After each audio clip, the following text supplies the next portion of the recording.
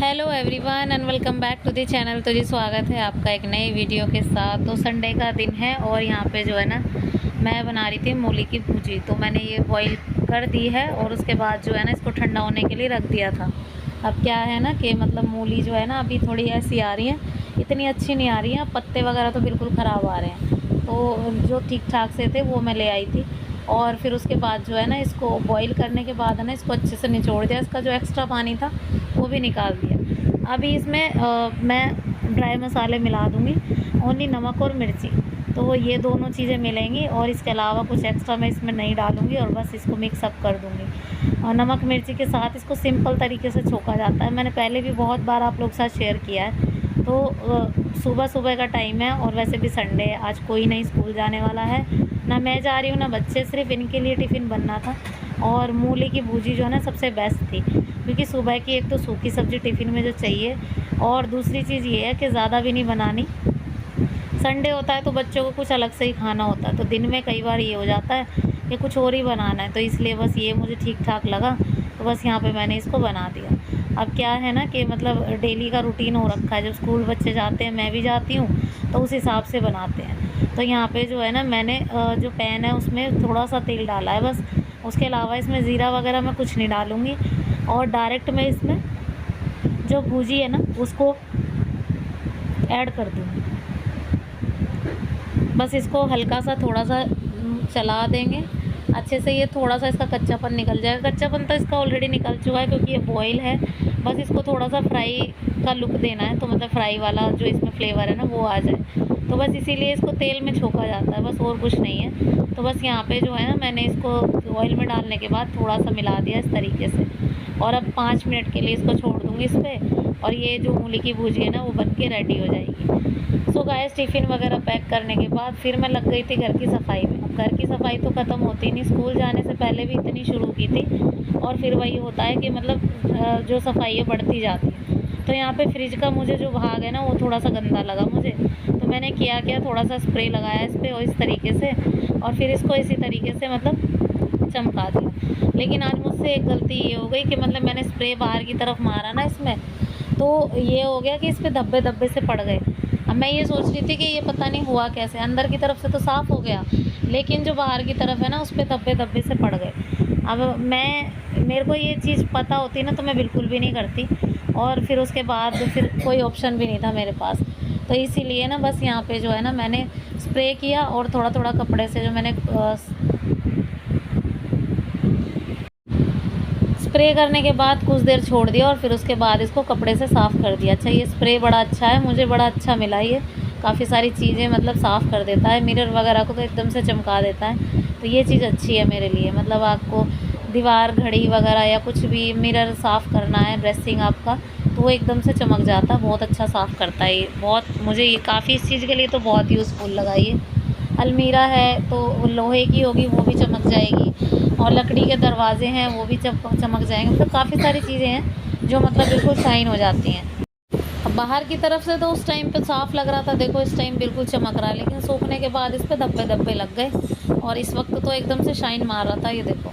लेकिन मुझे ये नहीं पता था कि उस टाइम पे ऐसा हो जाएगा बाद में मतलब, लेकिन चलिए कोई नहीं, थोड़े दिन बाद ये खुद ही साफ़ हो जाएगा। तो बस यहाँ पे इसको भी चमका दिया था मैंने अच्छे से। तो जी उसके बाद एक पार्सल आ गया था मीशो से, मैंने मंगवाया था, ये मैंने अभी ऑर्डर किया था 2 दिन पहले, तो अब जो है ना अब जाके ये आ गया और बहुत जल्दी डिलीवर हो रहे हैं। अब मुझे मीशो के पार्सल है ना बहुत जल्दी डिलीवर हो रहे हैं। तो ये मैंने पेपर फॉइल मंगवाया था, मतलब बटर पेपर, और टिफ़िन वगैरह पैक होने लग गए हैं इसलिए, तो छुट्टियां ख़त्म हो गई हैं इस वजह से। और ये काफ़ी मुझे मतलब बहुत ज़्यादा एकदम से, एक तो इसका वेट 1 केजी का वेट था पूरा, दूसरा इसका पेपर भी बहुत अच्छा था, और तीसरी चीज़ ये है कि मतलब बहुत ज़्यादा काफ़ी सारी लेंथ है इसकी, ये देखो इस तरीके से बहुत बड़ा था, काफ़ी दिनों तक मतलब मंगवाने की ज़रूरत नहीं पड़ेगी।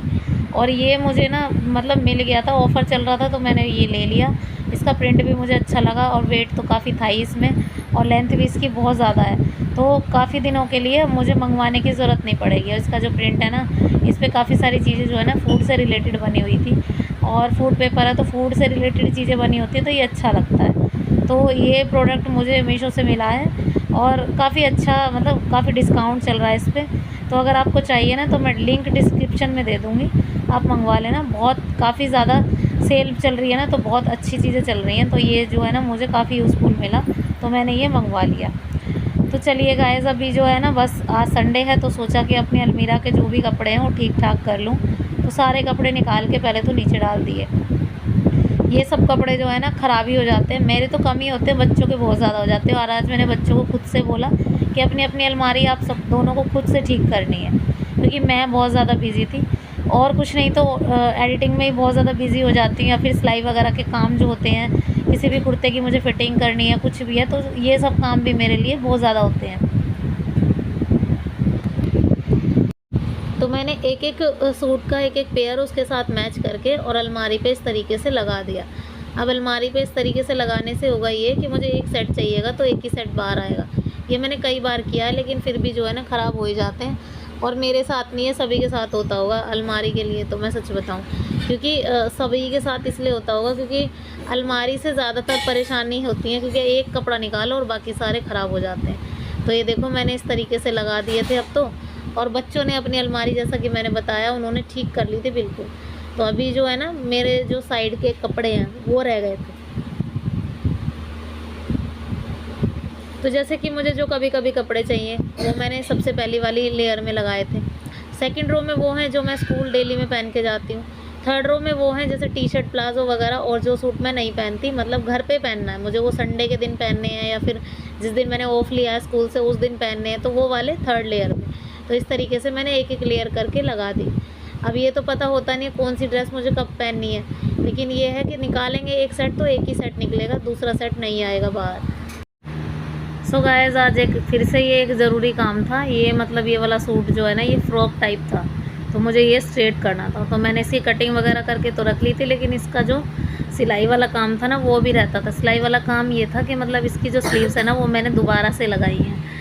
दोबारा से इसके मुड्ढे जो है ना थोड़े से कट किए हैं क्योंकि बहुत ज़्यादा थे, और उनको दोबारा से फिर जोड़ा भी है।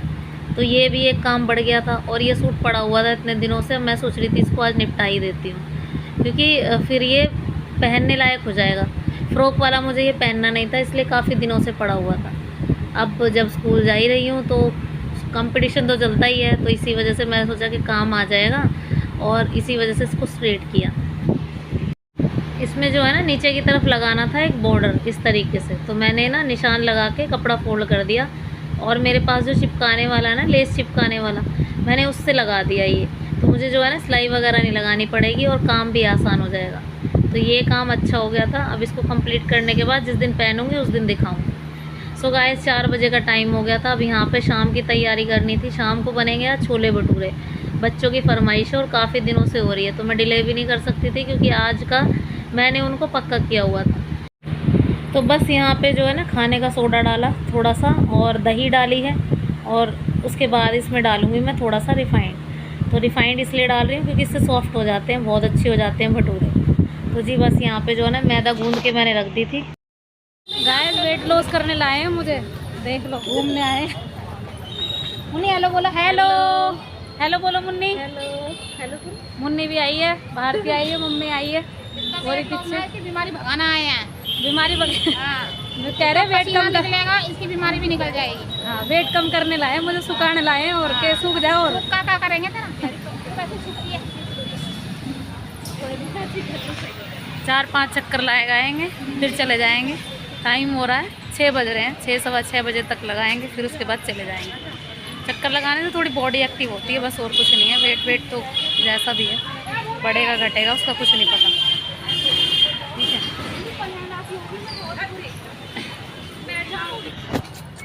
कुछ करो कुछ। ये कौन है? ये कौन है? अरे ये कौन है? ये लक्ष्य है। हेलो करो, हेलो हेलो करो, हेलो कैसे ऐसे। हाय गाइस, मुन्नी को देख लो, दांत देख लो इसके। ए आ जाओ गाइस। फिर वहाँ से आने के बाद मैंने शुरू कर दी थी तैयारी। तो यहाँ पे मस्टर्ड ऑयल में मैं डाल रही हूँ काली मिर्च, लौंग, इलायची और तेज पत्ता, और उसके बाद डाला है मैंने लहसुन प्याज टमाटर का पेस्ट, और साथ ही साथ जाएंगे इसमें सूखे मसाले। नमक, मिर्च, हल्दी, सूखा धनिया, गरम मसाला, सारी चीज़ें एक साथ ही ऐड कर दूँगी मैं इसमें। और फिर उसके बाद मसाले को कुछ देर तक भून लेंगे इस तरीके से, जब तक इसका जो ऑयल है ना वो अलग से ना हो जाए। फिर उसके बाद जो मसाला अच्छे से भुन जाएगा और फिर उसके बाद मैं इसमें ऐड करूँगी जो बॉईल किए हुए मैंने छोले हैं ना वो, और वो भी पानी के साथ। तो मैंने जैसे छोले उबाले थे उसी तरीके से इसको ऐड कर दिया। अब यहाँ पे जो है ना इनको अच्छे से थोड़ी देर के लिए पकाना है और ये बन के रेडी हो जाएंगे। तो इनको धर देंगे दूसरी गैस पे। अब जो है ना मैंने इनको थोड़ी देर पकाने के बाद ना मैंने इनको ट्रांसफ़र कर दिया था सिम गैस पे, दूसरी गैस पे। तो इसी जो थिकनेस है ना, कंसिस्टेंसी, वो बहुत अच्छी हो जाएगी। मैं यहाँ पे लग गई थी गर्मा गर्म भटूरे सेकने।